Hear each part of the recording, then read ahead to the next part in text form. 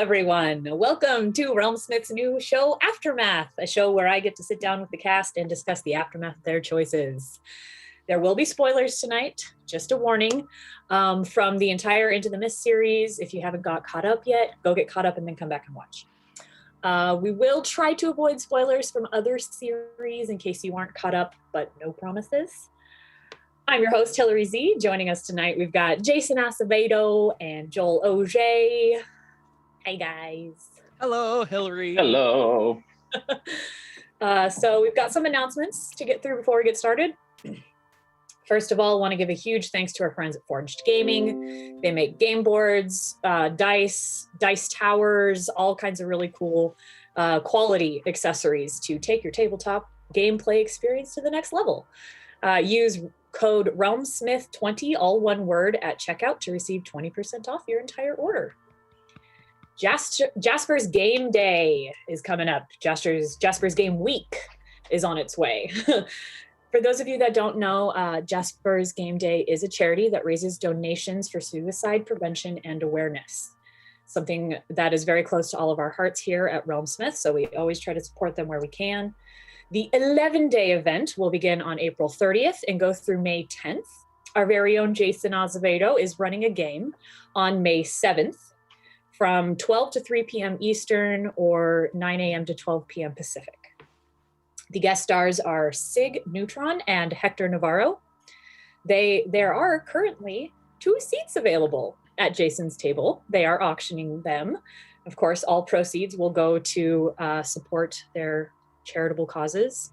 For more information, head to jaspersgameday.com, or if you're on the Discord, the link is pinned in the general spoiler-free chat. Okay, join us Monday nights, although not this Monday, because we're going to be off for a week for Easter Monday, but the following Monday, May 12th, we'll be back with our 4th episode of our 3rd series of Into the Mist. The Dawnbringers have spent an evening in Camp Gacchus, but now find themselves plagued by furious hags, leaving Falpher feeling somewhat less than his best for their journey to Kresk, and Sterling with an ominous symbol scratched in his forehead. They encounter an unexpected ally, made friends with a goat, and managed to defeat a terrifying scarecrow stuffed with raven feathers. That was really creepy. If you want to interact with our live streams and help actually forge and craft the story of the Dawnbringers as they progress through the campaign, consider joining our Patreon, where you can join our roleplay Discord server. It's such a friendly community. There's people roleplaying almost 24 hours a day. We're implementing all sorts of new functions all the time, like the search function we just released. People are using it like crazy, but the secret item has not yet been found. So get out there and explore Barovia. And of course, just another thanks to Forged Gaming for making such a cool thing that we can send you a real item for something you find in our game. Like, so cool. Yeah, super cool. Super, super cool. One of the best perks for being on our Discord server is the ability to be part of the world of the Dawnbringers and run adventures through it, through virtual adventures. We just took almost 30 people through, in 3 different sessions, through the whole Wolf Den section of the story. So it's a part of the story that's usually obviously intended to be played by the players, but with this awesome way that we get to be part of the world, we got to run through it. We had 3 sessions, one run by myself and the fellow moderators, Shadster and Scuba Steve. Just a quick little synopsis of what happened. After making a tenuous alliance with Emil Stoyanovich, the Vistani organized a coordinated attack on the Wolf Den. Believing Emil wanted to release the children, 3 teams went in, each clearing way for the next, fighting in the thick fog. Strahd had sent some of his direwolves to back up the pack after Kirill was killed by the Dawnbringers. In the close quarters of the den, the Vistani and the wolves clashed. Once the direwolves were destroyed, Emil revealed his true colors, attacked an elder without warning, and tried to flee with the werewolves that were loyal to him. But up on the cliff, amidst the thunder and lightning, the Vistani were able to rid Barovia of one of its darkest dealers, bringing a little bit more light to the land. It's very fun. Crazy. Yeah. And Jason got to do some adventuring too. What can you tell us about your adventures? And you're still on mute. I got it. It was bound to happen to me eventually. Yeah, it was awesome and fun. I took the epic level characters from our Patreon/Discord on a epic level quest, and it was a lot of fun. It happened on the 30th, just yesterday, 2 days ago. And yeah, they went back to, again, spoiler warnings, they went back to Mount Gakis, up to the summit, where a number of the Vistani faced a death tyrant last season. I think it was last season. I don't think it was 2 seasons ago, last season. Anyways, and they went back up there and found more than they thought was up there, and more than they bargained for, and ended up getting their own epic lair. So now the Masters of the Realm and the legendary heroes have a lair of their own up in the mountain where they can do their own thing. And they've basically just been, yeah, they've just been spending the last couple of days refurnishing it and clearing it out and prestidigitating it, and lots of fun stuff. So yeah, it's been. I'm not allowed to hear these things, Jason. It's fine. Now I want to go to the mountain. I'm just gonna get everyone. I'm gonna convince everyone in the party. We got to go visit a place I've heard of in the mountains. Yeah, you should. Yeah. You should. Actually, it would be fun to get you guys up there. Yeah. That's an idea, actually. Hey, maybe it'll happen. Send Dawnbringers. Okay. Sorry. Yeah. Add that to the Trello board. Yeah, thanks.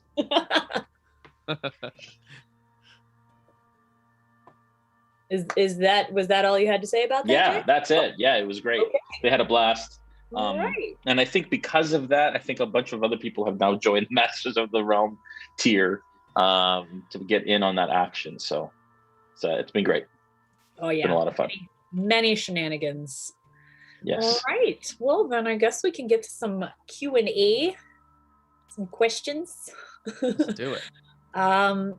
So the way this is going to work, anyone watching live, if you have a question, feel free to put it into the chat, prefaced by the word question in all caps, and our moderators will corral all of the questions and put them in a place where I can easily digest them, and we'll try to get to as many of them as we can. But an hour is never long enough. And That's of true. course, if you guys have questions for each other, feel free to interrupt me and ask questions. Jason, why are we in lockdown again? Right. Today, the premier of Ontario, where we live, announced that for 28 days we are locked down again. Like this time it's like province-wide, so like statewide. Like no one can move. It's crazy. Yeah, it's really not good. Yeah. We were just opened up, like we were having dinners in restaurants and going to stores, and now we're right back to the beginning. So it's not fun. Stay strong and stay safe. Pandemics, man. Who knew? All right. Are you guys ready to get started then? I've got a couple questions for you guys. I'm going to start with a question for Jason, because I've been meaning to ask this for like 3 episodes, but there's never enough time. And I really wanted to ask this when either Omega or Nora was here, because they are embodying these NPCs that are well-known characters in the Curse of Strahd, and what you and RealmSmith have done with bringing these NPCs to life and giving them a face and a voice of their own, apart from yours, of course, is so cool and so unique. How did you come up with this idea? Yeah, I think originally I wanted Nora to play a character, and she was just a guest character. So I thought, who could like come in and out of the story? And then I was like, Esmeralda is perfect for her, like just as a character, look, like just the whole thing, it's perfect. So I asked her to play Esmeralda, and then that just opened up a whole can of worms when it came to opportunities for NPCs, specifically with Lillard playing Rictavio. Coming up next, and I was like, well, who could he play? Who would be great? Oh, perfect, right? This kind of like out of the box, kind of crazy, loud entertainer. And I was like, hey, that's our Lillard. So he fit perfectly. And then the same with Omega, and the same with Luke Gygax, actually playing his father's stuff. So the reason I did it initially was, again, to add some life to the world around us. So I could play every NPC, but then that becomes somewhat boring and predictable, I guess. And so adding NPCs as players makes it less predictable. And for me, so it makes it fun for me, but then also for the players, so that, I may pull punches as playing them as an NPC, but, Omega's in control, even though he understands, the confines of what his character would or wouldn't do. Same with Nora and same with Matt and everyone, but they can actually do whatever they want in that case. And so that's also the same reason sometimes I have somebody play a villain like Matthew Mercer, and to have Matt play Strahd, it was like gloves are off.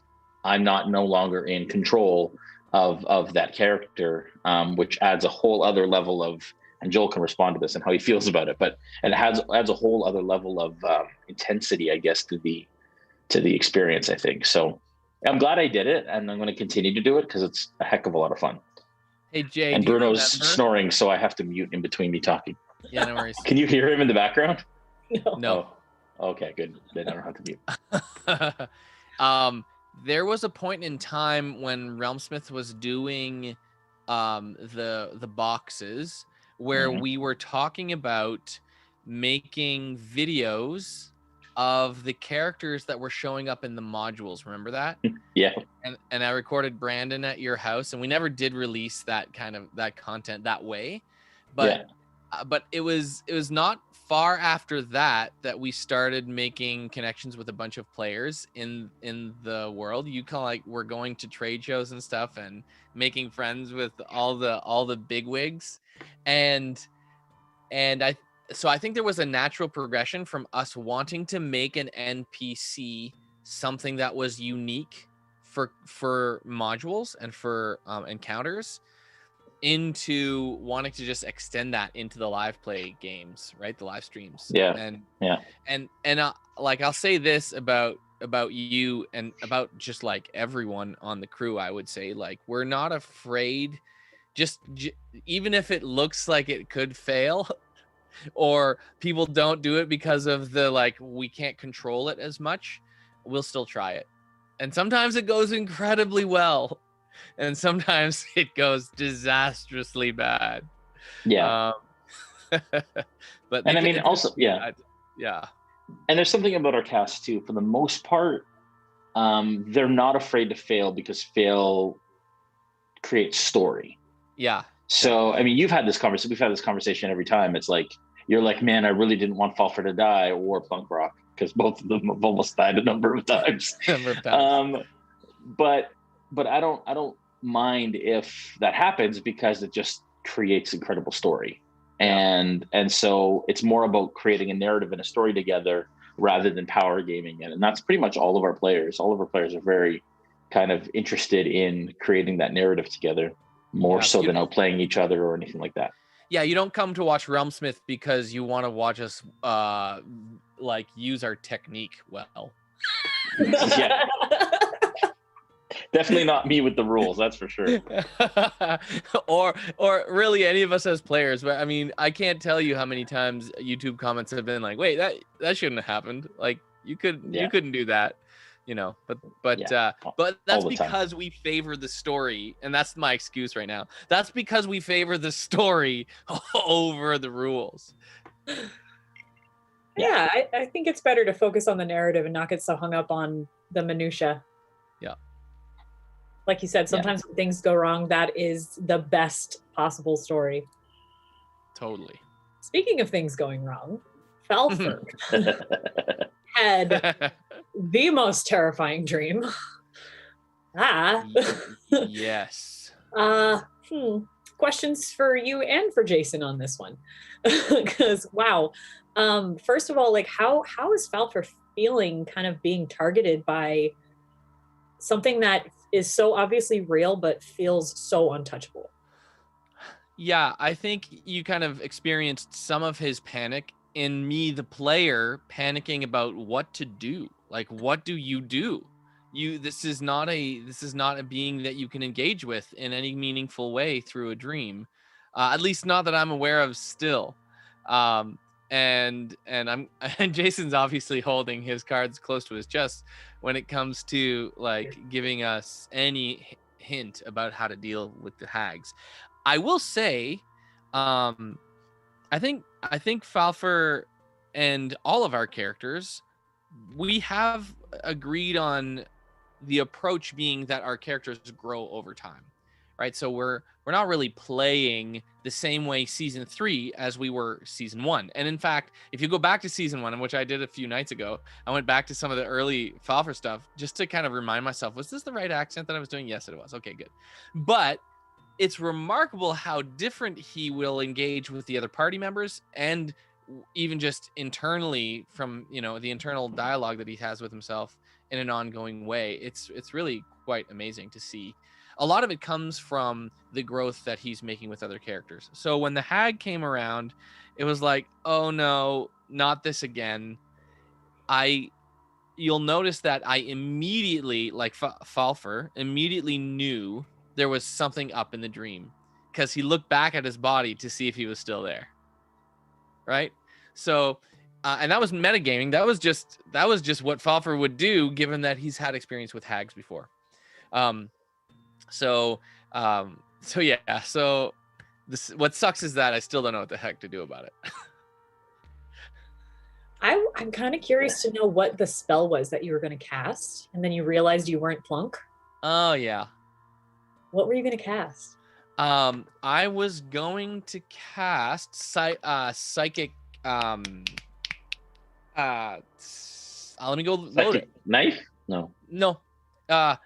Yeah, psychic blades. No, is it called psychic blades? Psychic blades is an ability.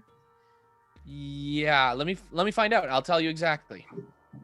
Where are you, Plunk Rock? There you are. He has this really.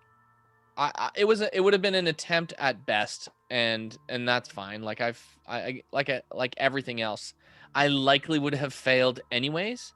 But he has this dissonant whispers, which would have dealt psychic damage. Interesting. Right.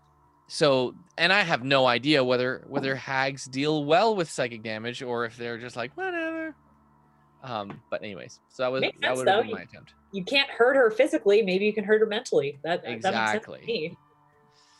That's what I was thinking. So do you have any idea at this point? It's interesting. I love kind of coming back to it after, but do you have any idea how we're going to deal with this or approach it? Or I mean, obviously we know a little bit that just fire in general in the environment that they're in is a way to keep them away. I don't know how to engage with them though without developing some kind of fire spell or always having a lit torch on me. You know, like you know what I mean? I mean, and I can't wake anyone else up while I'm dreaming or nightmaring. So I don't know. I tried to. And if I know you're good at not metagaming, because oftentimes or sometimes you do know things that you just know because you're an admin on the Discord or whatever. Yeah. You happen over things. So I will tell you, and this is really funny, that this whole fire thing, I have no idea where Dave got it. Really? I think the Vistani last season said something in Gakis or somewhere about it. That's hilarious. And fire has nothing to do with keeping hags away from anything. That's great. I'm gonna keep going like Muskoka is right about the fire. I'm gonna light a fire around our tents, like put like a moat of fire around. Like this, yeah. It is what it is. I think one of them may have used, like, and maybe somebody in the chat will mention, but I feel like maybe somebody had to like stay vigilant and keep the torches lit and like. Oh right. He took it literally. I think I can't remember. I can't remember exactly what it was. It would be great to go back on some of that content and go like, why did we decide fire? I don't think Dave's watching, so. It's good. He doesn't watch our shows. No, he doesn't. I'd like to know, Joel, what you think the rune on Sterling's forehead is. Well, I mean, it's in my opinion, like from what the situation looked like, I mean, she's looking to live inside of something, right? It does represent life. So, oh, that's did a I terrifying lose thought. you guys? Yeah, it's a terrifying thought. But I mean, she wasn't just like scratching, like she was piercing into his mind or his skull, metal skull. So to me, it seems as though she could take, you know, we might have to exorcise her out of our Warforged friend.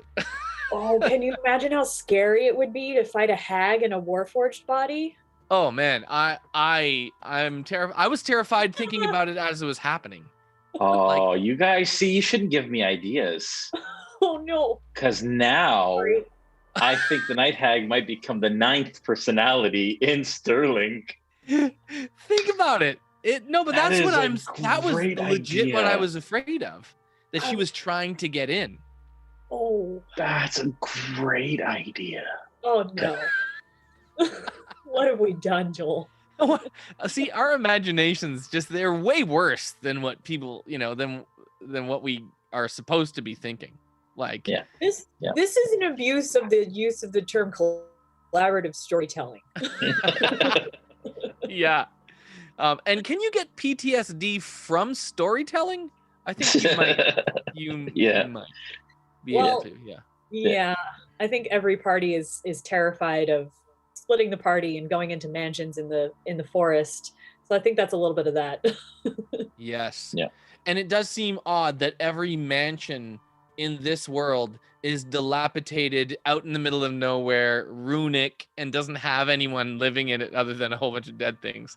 So it's like, don't worry. As soon as Dawnbringers get there, they're just going to burn it down anyway. So it's fine. Exactly. Oh, that was season 1 Dawnbringers. Actually, no, in season 2 as well. Okay. Consistent thread. Yeah. Yeah. So Jason, that dream was genuinely terrifying. Thank you. Super, super spooky. Can you just like take us through the process of crafting that dream and how much of it was like improvised and how much of it was planned? And it was so creepy. All of it was improvised on the spot. Like, it was a really busy weekend. It was my birthday weekend. Monday was my birthday on the actual day. So thank you. And so it was really busy. So the entirety of it was improvised. All I knew was going to be a dream, and all I knew was going to happen to Falpher. But the rest was completely off the cuff. And it's funny because I can tell when I'm watching it back, when I improvise and when I have something planned, and it's hilarious. But creepy is my thing. Like I feel like I do creepy well, and not as a person, but narratively storytelling. Hopefully not as a person. I don't know. We can argue about it later. People about that. we can agree about it later.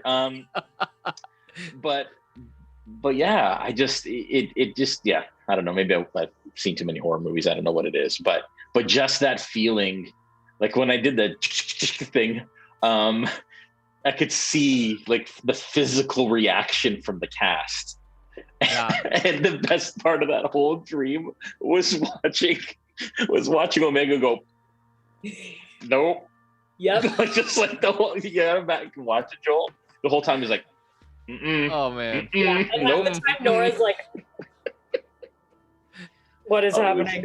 It was good. So good. Yeah. It was so fun. It was so fun. No, it just came to me. And it's not the first time though, Jay. You are incredibly good at creepy things. Remember, we had a drive down to a conference, and was Dave in the vehicle with us? No, yes. We called him. No, sorry, who? We called him. We called Dave, and we FaceTimed him. And we were like, it was funny because Joel and I were just talking. Oh no, we were all talking. We called him just to keep ourselves awake or whatever, and just check in because we were on our way to Origins. I think it was Origins. I think, because it wasn't. What was it? PAX. I can't remember. I want to say Origins. I think. Okay, wherever it was, we were on our way to Origins, I think. And I remember we were sitting in the car and we're all just talking on the phone. And we're like, haha, whatever. And then you made a joke and you said roll initiative. I was like, actually, that's a great idea. Why don't you guys roll initiative? And then in the moment we had this. And at the time, you had the ring 20, right? Yeah. You were spinning. He could spin on his finger and then get the result. And we were like, okay, it's on. Oh my God. But in that kind of adventure together, stuck in a vehicle, Jay proceeded to basically build one of the creepiest encounters that I've ever experienced. I was like, it was very heavy, like heavy creepy. And both Dave and I were like, this is scary. Like, are you trying to mess with us? Like, cause we're afraid. Yeah. And Dave doesn't do well with creep. Like Dave does not do well with scary at all. He really doesn't like it. So fun. Oh yeah, it makes it way more fun because I look at him and he's like, he does this like all the time, like it hurts. Oh, it's so good. I love it. Yeah, it's so fun. That is really clever though. I love that you guys just broke out into an impromptu game of D&D. Like, yeah, it's the magic of D&D, that's for sure. Yeah, it is the magic of D&D for sure. It's the best way to pass the time. Nothing kills time like playing D&D. Nothing. I remember a story told to us. It was Rudy Rutenberg told us a story at GaryCon that he was on a plane with Satine and him, and this little boy was beside them, and the boy was really nervous about flying. In fact, really, really scared and anxious. And Rudy was like, "Well, you want to play a game?" And he's like, "Sure. Well, let's play D&D." And then they played D&D the whole trip. And the boy loved it, and he was great, and his mom was happy, and he forgot all about it. So, I mean, that's the magic of D&D. As somebody who is irrationally terrified of flying, I really appreciate that story. So you better start driving now to RealmCon. Yeah. No, we'll fly. I'll deal with it. Okay. It's not too bad a flight. We're at about the halfway point, so I'm going to go to some questions and comments from our lovely audience because we love them so much. Okay, so first question from William James. Let me get your last name right one of these days. McInerney? McInerney? I'm sorry, I don't know. McInerney. It's fine.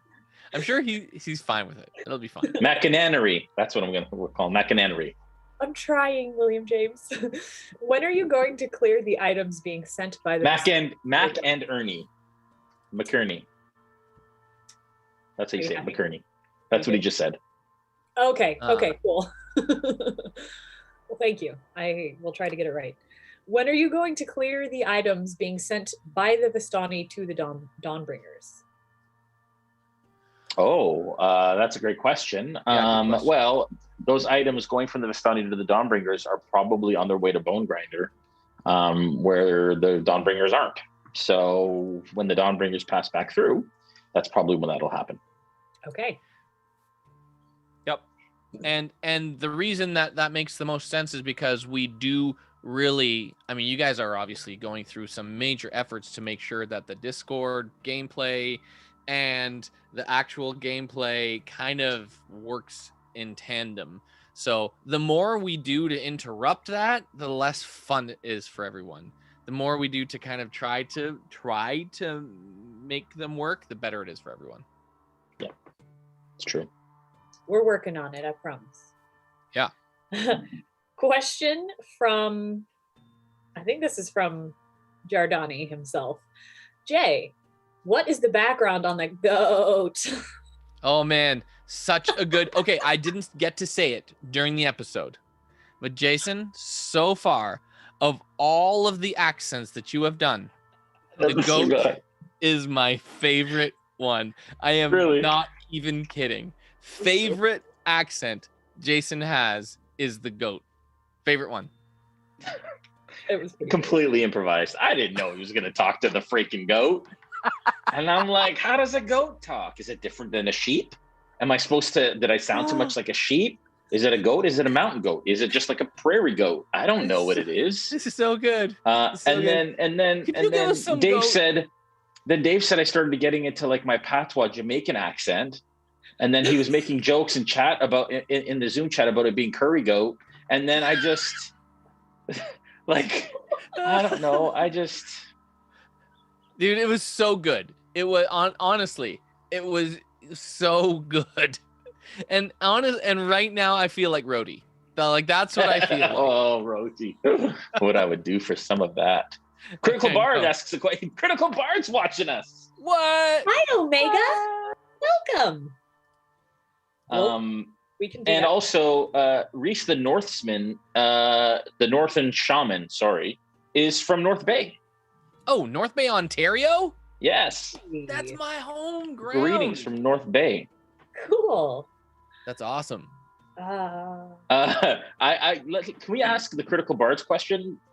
Absolutely. Next. You have it there? From Critical Bard, also known as Omega Jones, playing ever so skillfully Sir Godfrey something or other. Why would you torture us, aka me, with a spectral battlefield scene in Berez, Jason? So that was not my fault. That is in the book. That is verbatim, but I didn't expect, like, they don't expect Sir Godfrey to be there to experience it. Yeah. But let me tell you, I said it. I sent a message to Omega after the session. Man, his ability to take a character and really act like he's never been in this world for 400 years is pretty amazing. And to play him like a kid, because it's hard to do that. It's much harder than you imagine it would be. And he's doing it. He's doing an incredible job of it.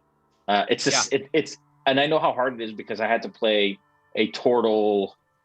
The Oracle. The Oracle, who literally was locked up for 400 years. So it's really difficult to do it, and he does it better than I do, much better than I do, and he did an amazing job. So yeah, it's like he manages to come off as naive and deeply wise at the same exact time. Yes, how he does that. Yes, I agree. It's incredible. Definitely. It's definitely amazing to see someone who kind of just dives into the character to the degree that he does. It's like it's amazing. So well done. That whole part about the stones and throwing the stones and what does it mean, and oh my goodness. Oh, that was like, so funny. Pure gold. Oh man, pure gold. It was some sort of preparation for a spell. I honestly, pure gold. I held myself from laughing like disruptively many times just at his reactions. Oh my gosh!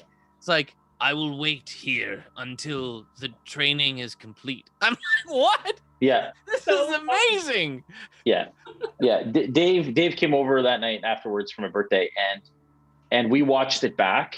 And like I told you, and I don't know if Omega's been here the whole session, but him just going was the best. I died during that whole dream sequence.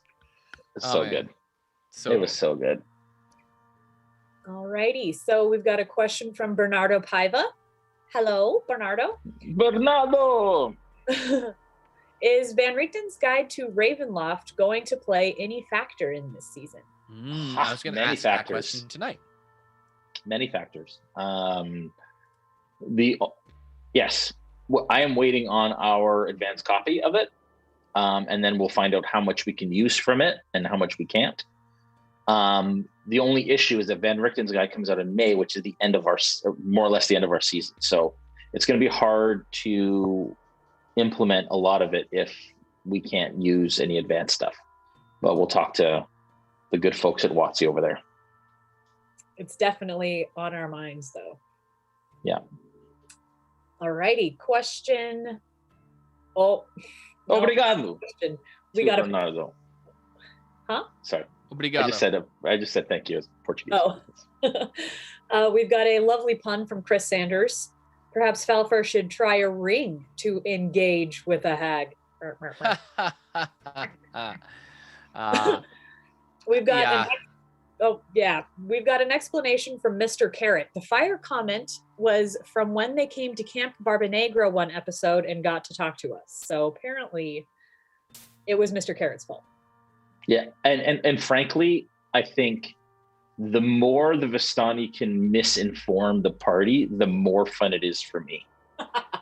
Like, feel free to continue to do that. Thank you. Okay, and that is the problem with Dave in general. He is convinced of any statement that comes out of his mouth. Like, it to him, it's true. And the fact that it's true to him, it means he doesn't have to act. Like, he's not trying to lie. He just literally doesn't know anything. So it's, he's legitimately unaware. And so we fall for it every time. I fall for it every time. Fall for it every time. Oh. Yeah. Oh my goodness. I refuse to get in the middle of your marital squabbles, so I'm not going to engage with that. That's okay. The kids will be fine. The kids will be fine. So we had a question from Romanwealth that I think we've already kind of answered. Did the cast get any of the Bone Grinder posts? That has not happened yet because I haven't been able to make it back yet. But it's there waiting for them, so no worries. It's all of the stuff is there. And we are intentional of making things work within the game mechanics of the world. And that's really important for me. And it just adds this sense of reality to the Discord. So it's really great. For sure. Question for you, Joel, from our beloved Shadster. Why do you think you have a guard when you're at Gakkus? We don't want you burning down our camp. Yeah, that's fair. We have burned down a number of things, right? Now, in fairness, Bone Grinder deserved to be burned down for a couple different reasons. And then, we rebuild. That's what three different reasons, frankly. There's 3 reasons to burn it down. Yeah. And you only killed one of those reasons, which just leads to the issues you're having now. Yes. Wow. There were going to be issues anyways. You choose this campaign for the issues. True. Just issues beget more issues. Exactly. It's like, which issues are we able to choose from? Yep. Oh, man. Our buddy Bernardo Paiva is a big fan of the goat voice. He says, the goat voice, there should be an NPC weregoat or something that should make Jason use that voice always. Always. It should be. Yeah. You have not seen the end of the goat. Okay, good. That's all I'm going to say. Good. I decided after that session, you have not seen the end of it yet. That's amazing news because honestly, dude, your best accent ever is the goat. I think we should, I might do a poll on the Patreon tonight. Yeah, we can tie we should name the goat. No, we should name it something. Yeah, sorry. Well, you meant, okay, yeah. Oh, no, not tied to it. You're still thinking of goat roti. You're still on the curry goat. I'm so hungry. Maybe we'll go after this. Maybe I'll come pick you up before the lockdowns. Oh, I wish. I'm all the way out in other places. Okay. Undisclosed locations. But tomorrow, it's a possibility. So if you want to help us name a goat, make sure you check on the Discord sometime today or tomorrow, and we'll have a poll out for you. Billy is not allowed. That's the one name that's not on the list. Nor Goaty. You know what? Or Goaty McGoatface. Okay, I'm gonna start that right now as we're discussing. Alrighty. Nice. Continue on. Okay. Critical Bard says he refuses. I refuse, all caps, in response to the dream sequence. Just refuses. Just doesn't want to deal with it. It's a blanket refusal, which he is the best at. I can't. I don't know. There's no one who. I honestly, I ask everyone who's watching to go back tonight and just watch his response.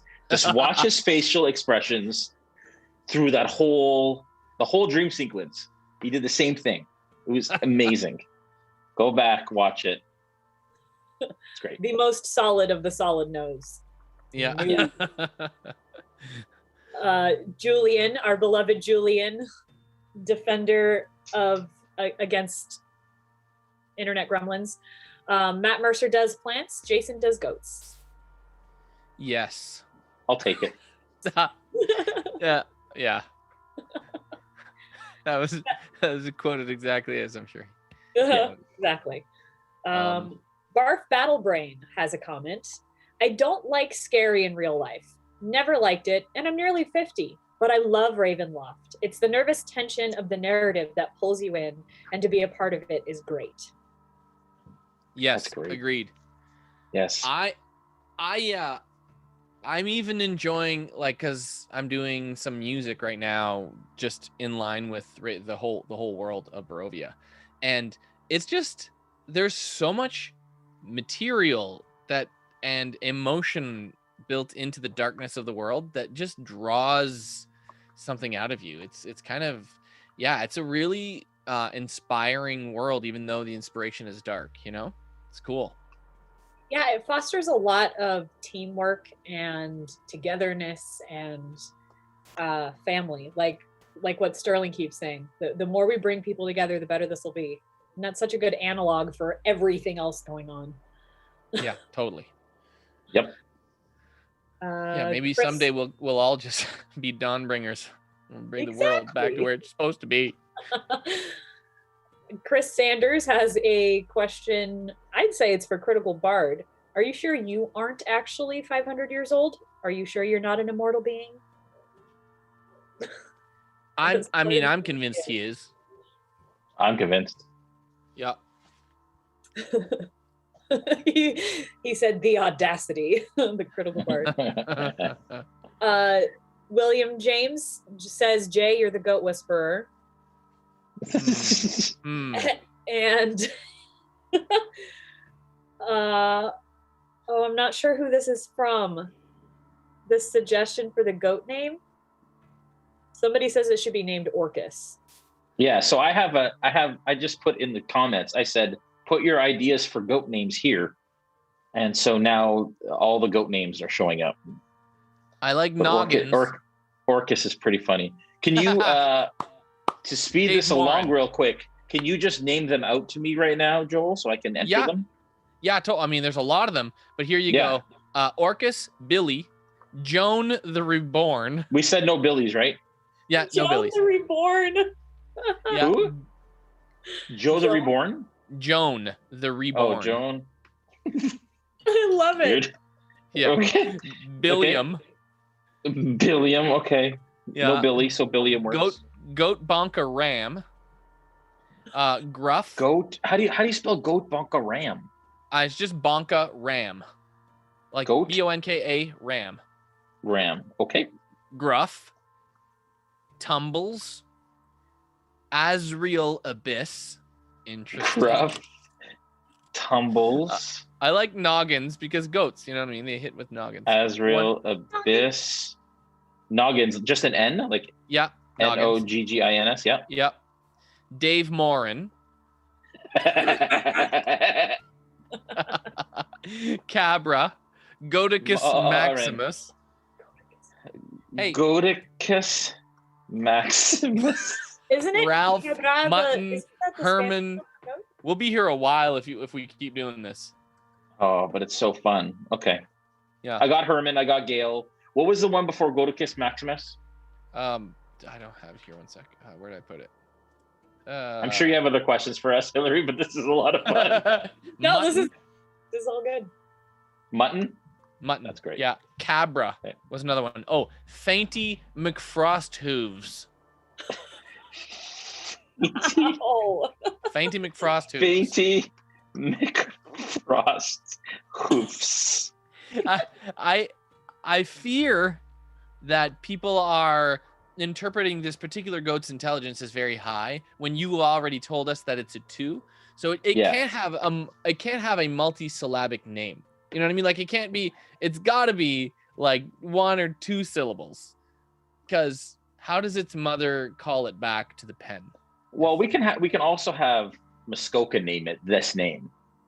Oh, that's true. Right. But then the Skulka talks to it.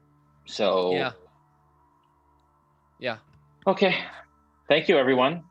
Just a little context on Joan. Yeah. Joan, I am being told, breaking news, was the goose on board the squid in the first season of Tides. She was Joan Hilary Z and was a crazed battle goose that caused trouble wherever she went. Oh man. That's You gotta watch out for awesome. those battle geese. It's apparently a Canadian gray goose. Oh wow. You're supposed to know Oh. what that means. Like a good vodka. Now that I'm allowed to say that. Critical Bards was Ignatius de Hooven. I love it. Ignatius I love de that one Hooven. so much. Yeah, I like Ignatius. Oh, that's Iggy. good. De Hooven. Iggy de Hooven. I Ralph. just want to be able to say De Hooven regularly. Yep. Okay. Okay, I'm posting it. All right. I'm posting the poll. I'm going to make it a public poll Do it. so that anyone who's watching, even if you're not a patron, you can Go to our Patreon and vote on it. go to our Patreon, patreon.com/RealmSmith. Published. Yay! That was fun. We should do more of that stuff. That's great. All right. Now we just watch it happen.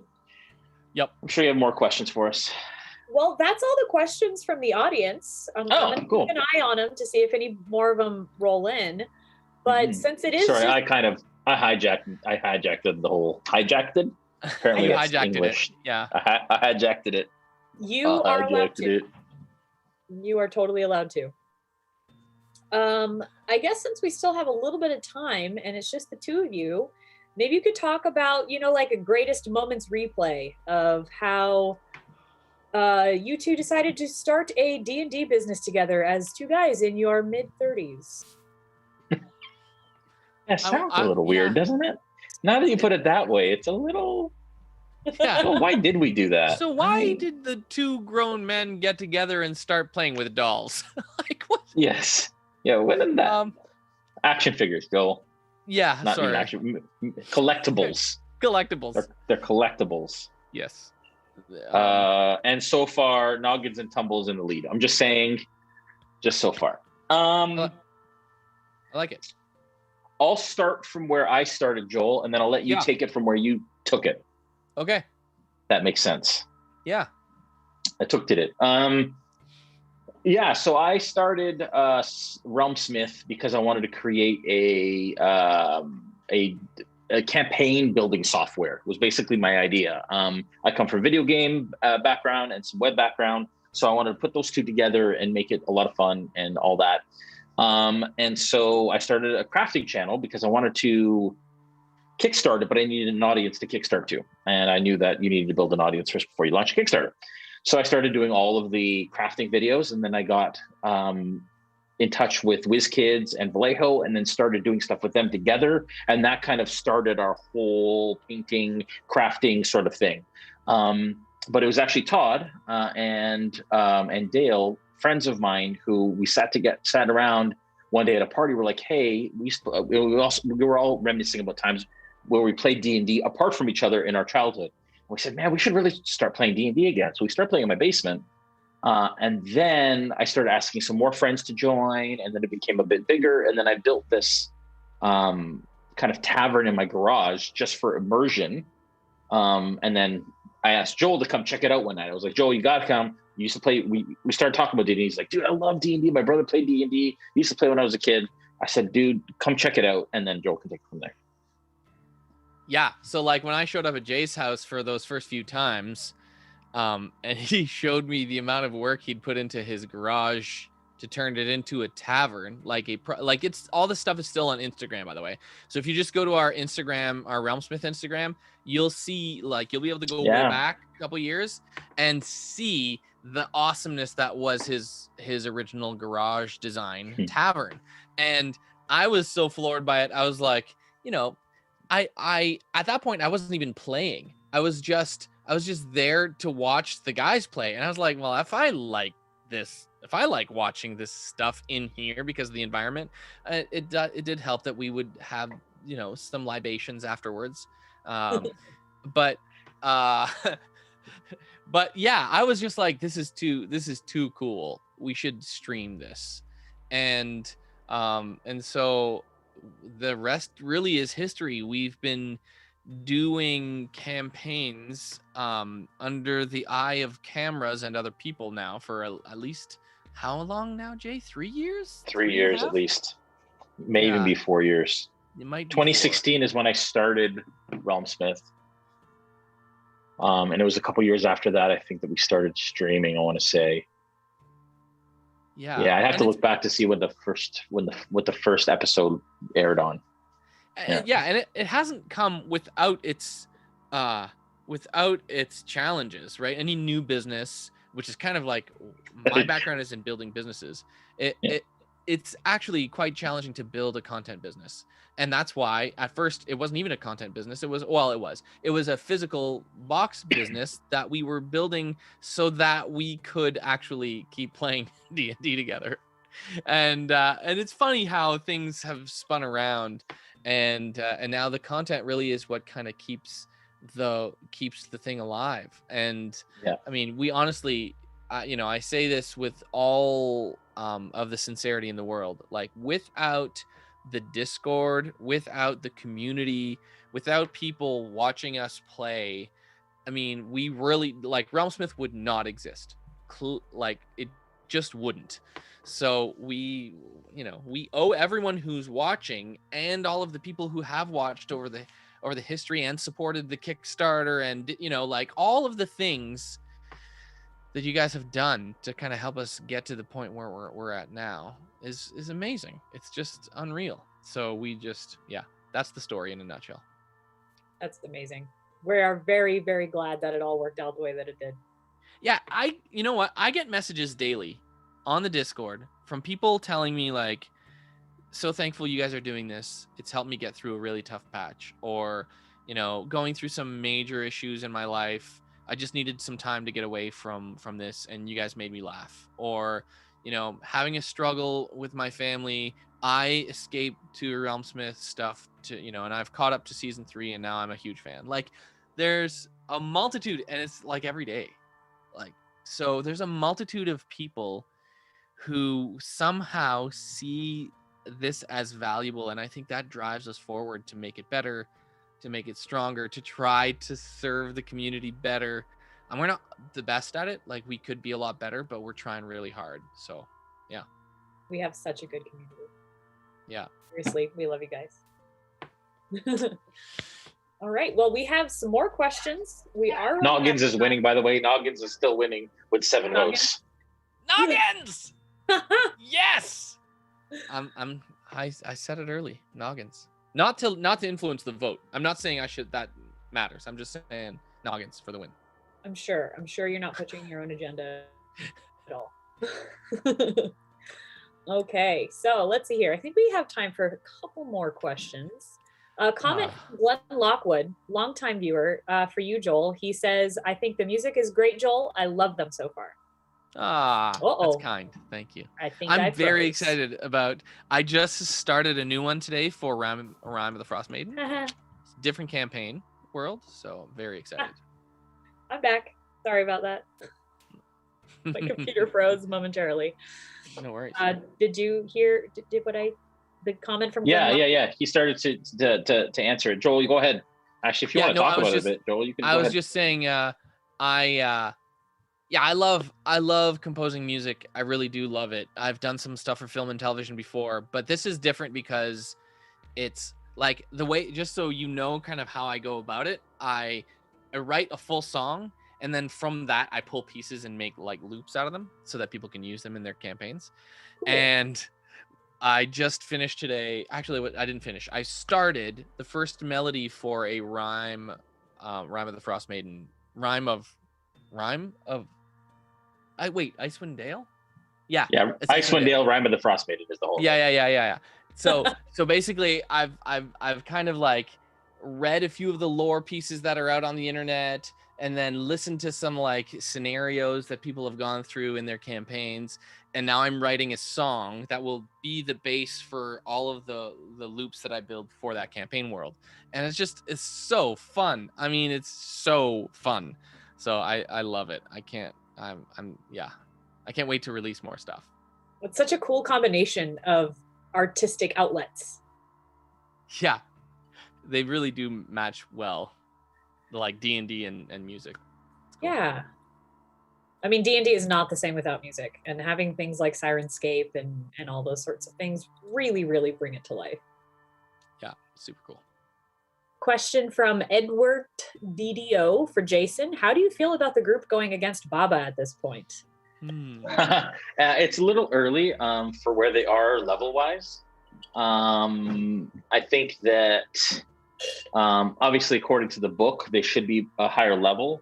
We'll see how it goes.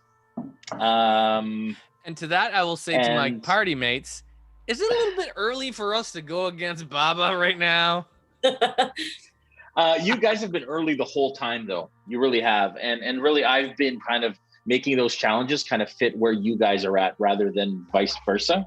So, yeah, I think I'm confident that it'll work out, and I'll, adjust on the fly as I need to. Yes. Can we talk about why the Discord hasn't caught that book yet? The what, sorry? Why they haven't discovered the special enchanted... Oh, the mystery thing? Spell book. Yeah. Well, people were searching every day. So actually now we've allowed people to search in each area once a day. So rather than just once a day in one area, if you haven't heard it yet, Discord folks, you can search in each area each day, and hopefully more things will get found.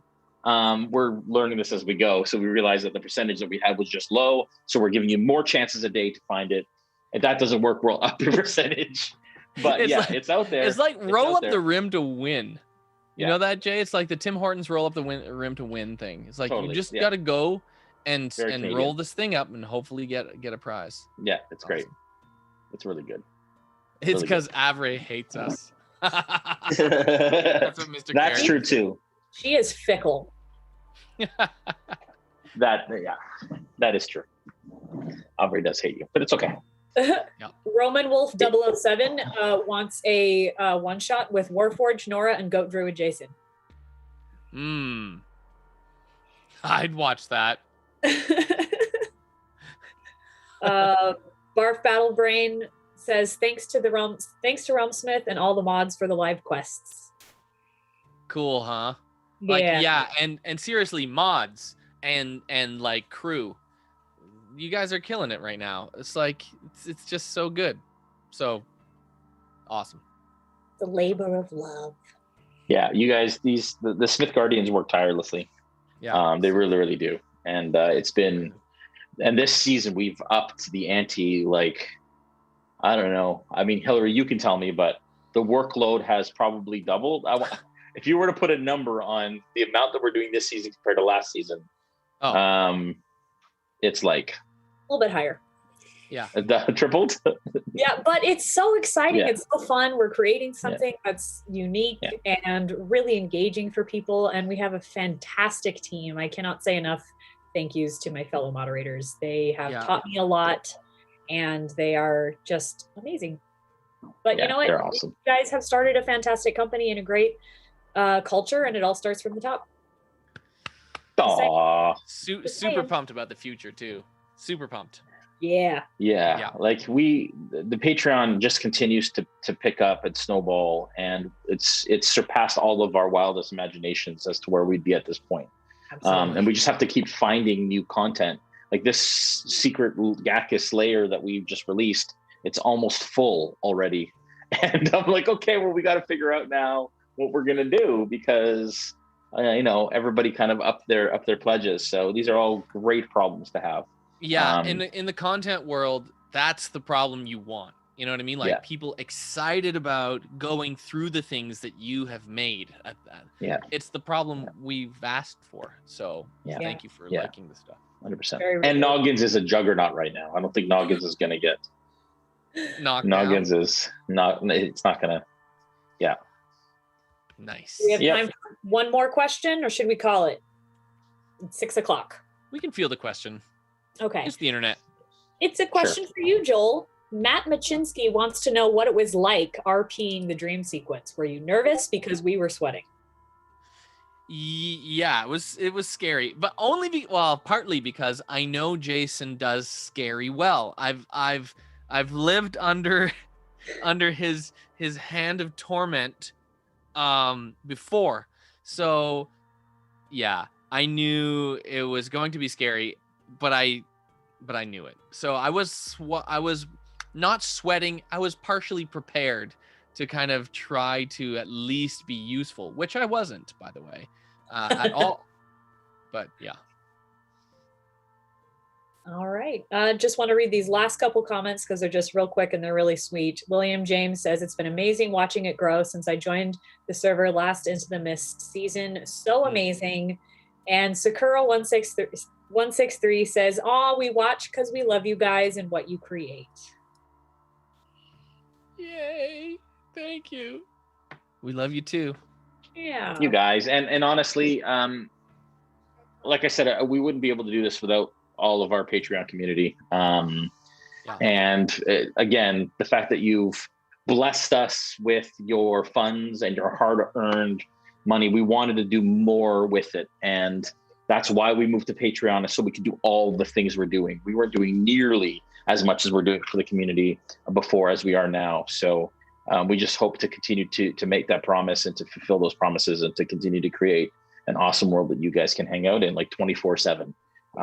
Which is what we've been able to do. So and thanks for those people who are like coming in, kind of taking the risk or like, you know, trying it out and then like upgrading.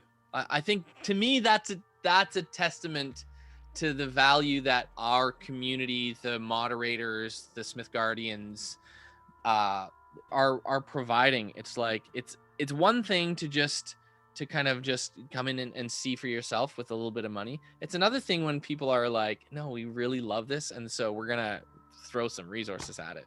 So it means a lot to us. It really does. So yeah, I don't know. It's so exciting. And it's rewarding. Yeah, it's really fun and rewarding. Yeah. Well, I think that's all the time we have for tonight.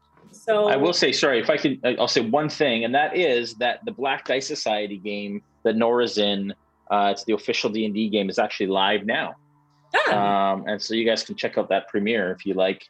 It is a Ravenloft style campaign, and they're playing right now. So nice. Check that out. Yeah, they're doing Domains of Dread, right? Yeah. Yep. Cool. Yeah, maybe we can raid them. Julian, if you're listening, thank you, Julian, for producing tonight. Really appreciate it. Oh, sorry. But if we can raid them on Twitch, let's do that, Julian. Anyways, that's all. Are they on D&D right now? I'm going to go raid right now. From Twitch? Yep. Okay. Cool. Hillary, go ahead. Big thanks to Jason and Joel. You guys are great. Thank you for being here with me. Big thanks to Julian behind the camera for making all the technical magic happen and fighting off the internet gremlins. You're the best. Huge thanks to our amazing sponsor, Forged Gaming. They make the coolest stuff. And of course, thank you to all of our viewers. We literally could not do this without you. So thank you for spending your evening with us, and have a great weekend. We'll see you next day. Bye. Bye. Bye.